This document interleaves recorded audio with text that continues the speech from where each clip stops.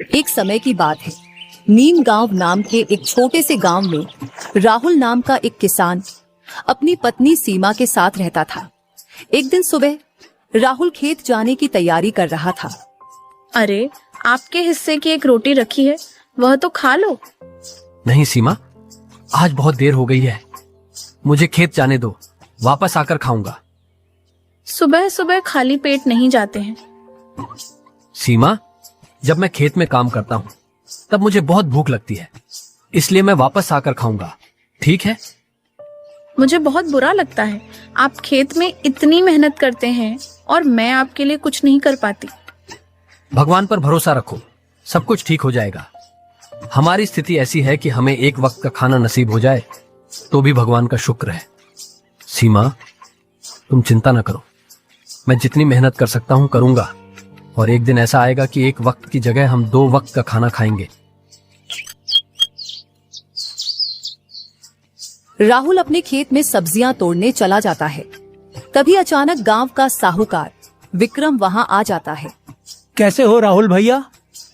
राम राम, खूब मेहनत हो रही है। अरे साहूकार जी, राम राम। बस अपने हिस्से की मेहनत में लगे पड़े हैं, बाकी ऊपर वाले की मेहरबानी है। देखो भाई राहुल, मैं तोड़ मरोड़ कर बात करने में विश्वास नहीं रखता, सीधी बात करता हूँ। सब्जी बाजार जाकर बेचोगे तो तुम्हारा किराया जाएगा और सब्जी भी ज्यादा पैसे में नहीं बेच पाओगे, इसीलिए सब्जी मुझे दे दो। साहूकार जी, मैं आपको सब्जियां तो दे दूं, लेकिन मेरे रोज के ग्राहक मेरा वहां इंतजार करेंगे, इसलिए माफी चाहता हूं, मैं आपको ये सब्जियां नहीं दे पाऊंगा। ठीक है, तुम्हें मेहनत पसंद है तो तुम वही करो, मुझे क्या, मैंने तो बस तुम्हारे लिए अच्छा सोचा था। आपने मेरे लिए इतना सोचा, आपका बहुत बहुत धन्यवाद साहूकार जी। राहुल दिन भर मेहनत करके तरह तरह की फसल उगाता था। गांव के बाजार के दिन वह सब्जियां और फल बेचा करता था। सारे गांव वाले राहुल से ही सब्जियां और फल खरीदते थे। एक दिन बाजार में राहुल अपनी सब्जियां और फल बेच रहा था। सब्जी ले लो, फल और सब्जी ले लो, हरी भरी फल और सब्जियां ले लो। अरे राहुल, कैसे हो भैया? घर में सब ठीक तो है ना? अरे काका, मैं ठीक हूं और घर में भी सब ठीक ही है। आज कुछ सोच में डूबे हुए लग रहे हो, क्या बात है? काका, आज विक्रम साहूकार ने मुझसे सारी सब्जियां मांग ली थी, पर मुझे ये सही नहीं लगा, इसलिए मैंने उन्हें मना कर दिया।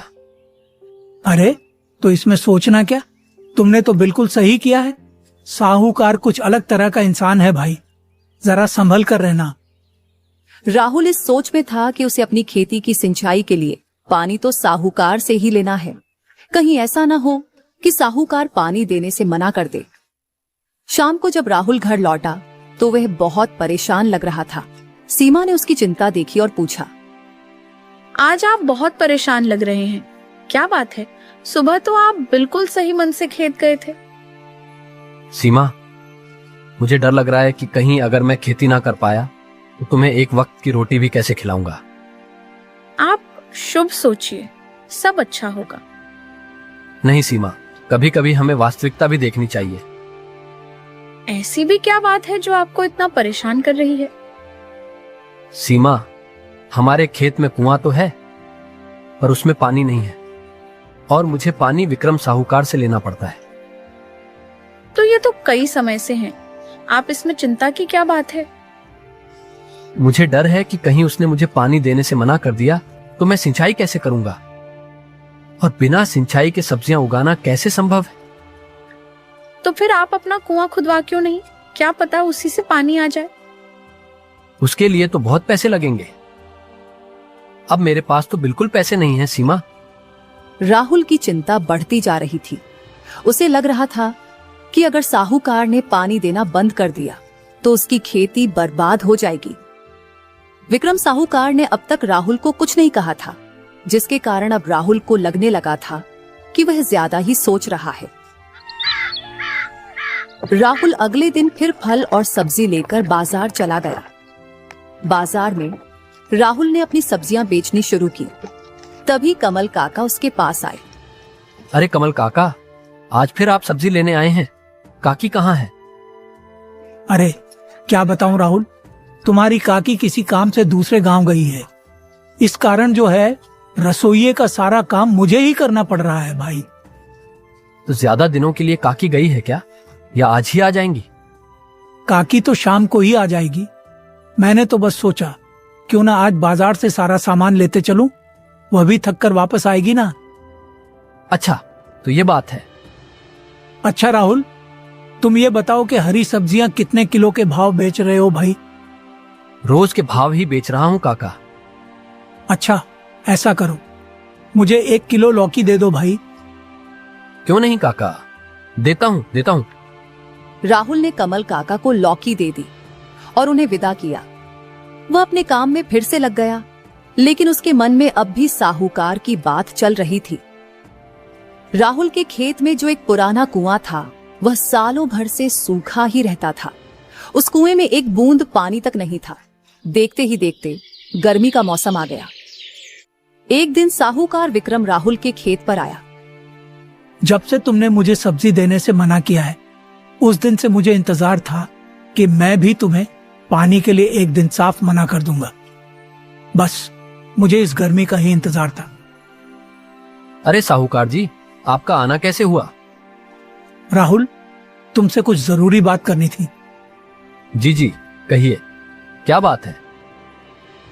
राहुल, तुम तो जानते हो कि बात को तोड़ मरोड़ कर करना मुझे पसंद नहीं है। देखो भाई, अब मैं तुम्हें और पानी नहीं दे पाऊंगा, क्योंकि अब गर्मियों का मौसम है और मेरा खेत तुम्हारे खेत से बड़ा है। मुझे भी तो सारे खेत की सिंचाई करवानी है। बाकी तुम खुद समझदार हो। साहूकार जी, मुझे थोड़ा ही तो पानी चाहिए होता है। एक आप ही हो जो मेरी मदद कर सकते हैं। राहुल, समझने की कोशिश करो, मैं नहीं दे पाऊंगा पानी। राहुल ने विक्रम को सब्जी नहीं दी थी। इसी कारण विक्रम को राहुल से बहुत जलन होती थी और इसलिए उसने पानी देने से साफ मना कर दिया। राहुल अब बहुत परेशान था। उसे समझ नहीं आ रहा था कि वह अपने खेत की सिंचाई कैसे करेगा। राहुल घर लौटा और बहुत परेशान लग रहा था। उसने सीमा से कहा, सीमा, मेरी खेती बर्बाद हो गई। ये क्या हो गया? ये क्या परेशानी आ पड़ी? अब हमारा घर का गुजारा कैसे होगा? राहुल जी, इस तरह से क्यों परेशान हो रहे हैं? ऐसी क्या बात हो गई? जिसका डर था वही हुआ। सीमा, साहूकार ने पानी देने से मना कर दिया। मेरा शक सही था। वह साहूकार मुझसे बदला ले रहा है। मैंने उसे सब्जियां नहीं बेची थी ना, इसीलिए वह बदला ले रहा है। आप चिंता ना करो, ऊपर वाला सब देख रहा है। प्रभु हमारी मदद जरूर करेंगे। अब तो उन्हीं का सहारा है, वही कोई चमत्कार दिखा सकते हैं। अच्छा, ठीक है, आप जाकर आराम करो। मैं विक्रम साहूकार से मिलकर आता हूँ।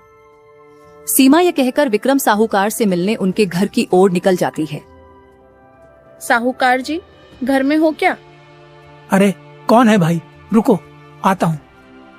अरे सीमा, तुम हो? मेरे घर कैसे आना हुआ? साहूकार जी, आपने हमें कुएं का पानी देने से मना कर दिया है। ऐसा क्या हो गया? साहूकार जी, आप तो हमारे हालात से अच्छे से वाकिफ हो। एक वक्त का खाना हम वही सब्जियां बेचकर खा पाते हैं। सीमा, यह बात सच है कि मैंने रामू को अपने कुएं का पानी लेने के लिए मना कर दिया। देखो सीमा, मैं रामू को कई सालों से अपने कुएं का पानी देता आ रहा हूँ और इस बार गर्मियों का समय आ गया है। मैंने कोई जिंदगी भर का ठेका थोड़ी उठा रखा है। तुम दोनों जाओ यहाँ से, मेरा दिमाग मत खाओ। गर्मियां तो सबके लिए हैं साहूकार जी, आप ही तो बस हमारे अपने हो। ऐसा मत करिए, भगवान के लिए दया करिए साहूकार जी। मेरे कुएं का पानी बिल्कुल सूख कर कम हो गया है। अगर मैं तुम्हें अपने कुएं का पानी देता हूँ तो मुझे गर्मियों में बहुत परेशानी होगी। सुन सीमा, ना तुम्हारे चक्कर में मैं अपनी खेती खराब कर लूं क्या? लेकिन साहूकार जी, अभी तो गर्मियां बस शुरू हुई हैं, तब तक मेरे खेतों का क्या होगा? मैं कुछ नहीं जानता। मैंने रामू को भी कहा था कि यह तुम्हारी समस्या है। मैं तुम लोगों को अपने कुएं का पानी नहीं दे सकता। बस। सीमा विक्रम साहूकार को कुएं का पानी देने के लिए मनाने की बहुत कोशिश करती है, लेकिन साहूकार नहीं मानता। सीमा दुखी होकर थक हार कर अपने घर की ओर निकल पड़ती है। सीमा जब साहूकार के घर से वापस जा रही थी तो रास्ते में उसे एक आवाज सुनाई दी। कोई बचाओ, मुझे कोई बचाओ। कौन है? कहाँ से आवाज दे रही हो?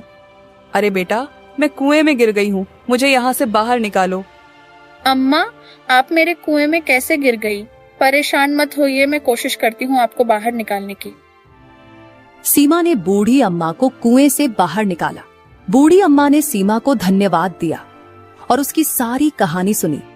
बेटा, तुम्हारी मेहनत और दयालुता का फल जरूर मिलेगा, भगवान तुम्हारी मदद करेंगे।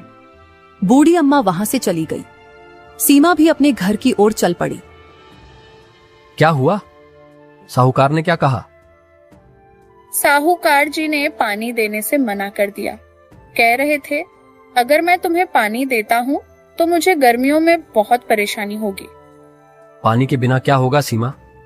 हमारे सारे खेत तो सूख जाएंगे और हमारा गुजारा कैसे होगा? अच्छा, वो जो हमारा पुराना कुआं है उसको खुदवाने में कितना खर्च लगेगा? कम से कम 2000 तो लग ही जाएंगे। भगवान, इतने पैसे तो हमारे पास हैं ही नहीं। मैं सोच रहा था अगर मैं खुद से ही कुएं को खोद दूं। आपको लगता है कि इतना गहरा कुआं आप खोद लेंगे? सीमा, एक बात सोचो, अगर कुआं मिस्त्री खोद सकता है तो मैं क्यों नहीं खोद सकता? बात तो आपकी बिल्कुल ठीक है।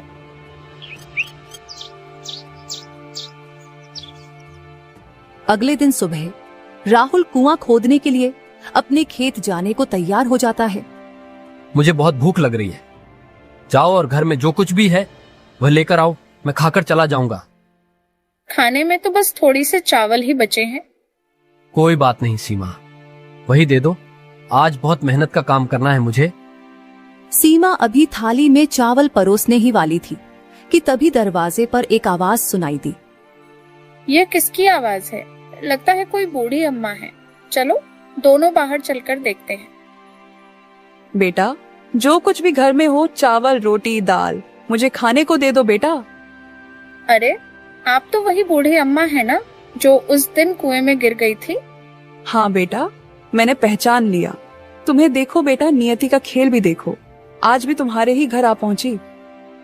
हम सब बहुत गरीब हैं। हम जैसे तैसे करके अपना जीवन गुजार रहे हैं। ऐसे में हम आपको कहाँ से खाना दें?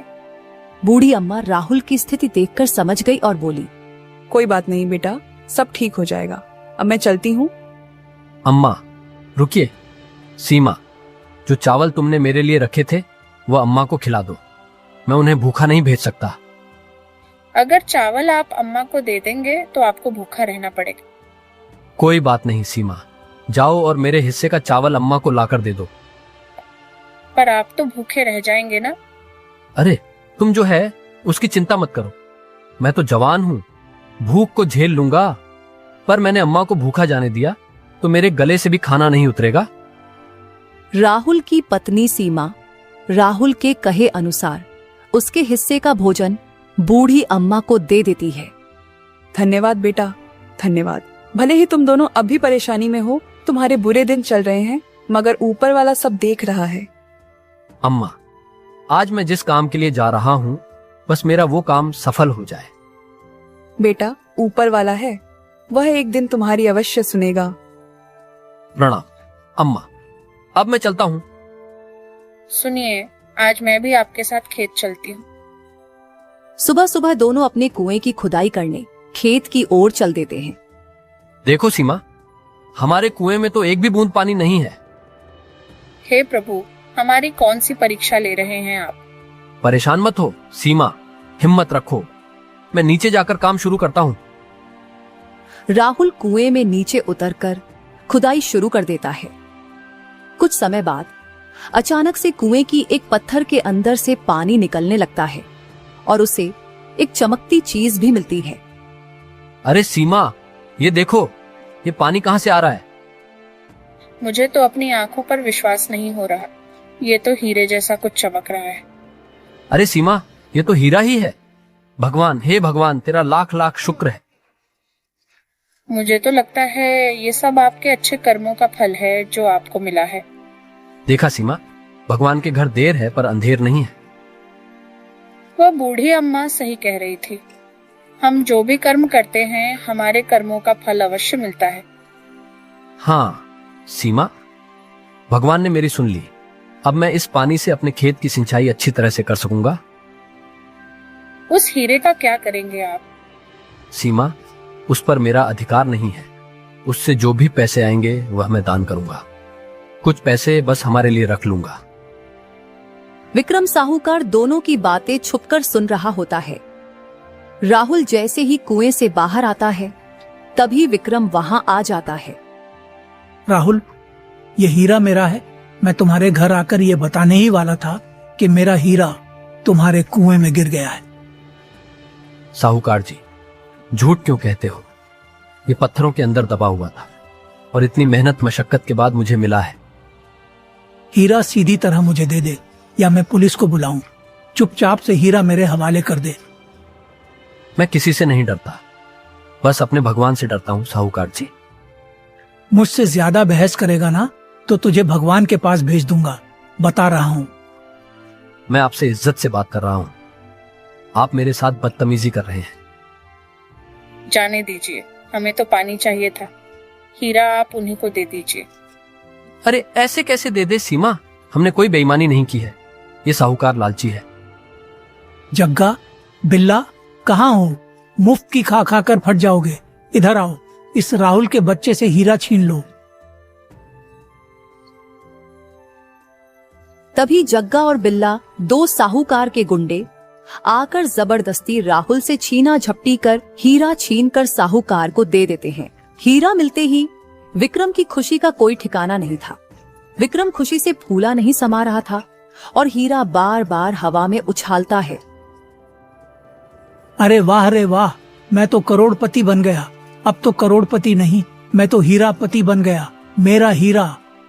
इस तरह की ऊंट पटांग हरकतें करते हुए उसे ठोकर लगती है और हीरा विक्रम के कुएं में गिर जाता है। विक्रम के कुएं का पानी बिल्कुल सूख जाता है। अरे हाय हाय, मेरा हीरा। अरे ये क्या, मेरे कुएं का पानी। हे भगवान, ये पानी क्यों सूख गया? हे भगवान, मैं तो बर्बाद हो गया। अरे देखा, बुरे कर्मों का फल बुरा ही होता है। सीमा, राहुल, मुझे माफ कर दो। मैं समझ गया। मेरे कुएं का पानी वापस ला दो। हम भगवान नहीं हैं साहूकार जी कि जो कोई जादू कर दे और तुरंत पानी आ जाए। तुम लोग जो बोलोगे मैं करूंगा। पानी वापस ला दो, पानी। हम कोशिश कर सकते हैं, पहले आप वह हीरा लाकर हमें वापस करें। ठीक है, मैं अभी जाकर हीरा लेकर आता हूँ। विक्रम हीरा लाकर राहुल और सीमा को वापस कर देता है। सीमा बहन, लो, ये आपकी अमानत, आपका हीरा। लालच में आकर मैं ये सब अनर्थ कर बैठा। मुझे माफ कर दो। मैं तुम्हारा और राहुल दोनों का गुनहगार हूँ। साहूकार जी, देर आई पर दुरुस्त आए। मैं चाहती हूँ कि आपका कोई नुकसान ना हो। विक्रम के कुएं में पानी वापस आ जाता है। देखो साहूकार जी, देखो, कुएं में पानी फिर से भर रहा है। हे भगवान, तेरा लाख लाख शुक्र है। वाह रे इंसान, एक तुम हो जो मेरे कुएं में पानी आने से भी तुम खुश हो, और एक मैं था जो बिना वजह तुम लोगों को दुश्मन मान बैठा था। साहूकार जी, जितना आपको इस कुएं से प्यार है उतना ही मुझे भी, क्योंकि इतने सालों तक यहीं से मैंने सिंचाई की है और दूसरे की खुशी में खुशी ढूंढना कोई बुरी बात नहीं होती। साहूकार विक्रम को अपनी गलतियों का सबक और राहुल सीमा को अपने अच्छे कर्मों का फल मिल जाता है। इसके बाद साहूकार और विक्रम मिलजुल कर खेती करते हैं और खुशहाल जीवन जीने लगते हैं।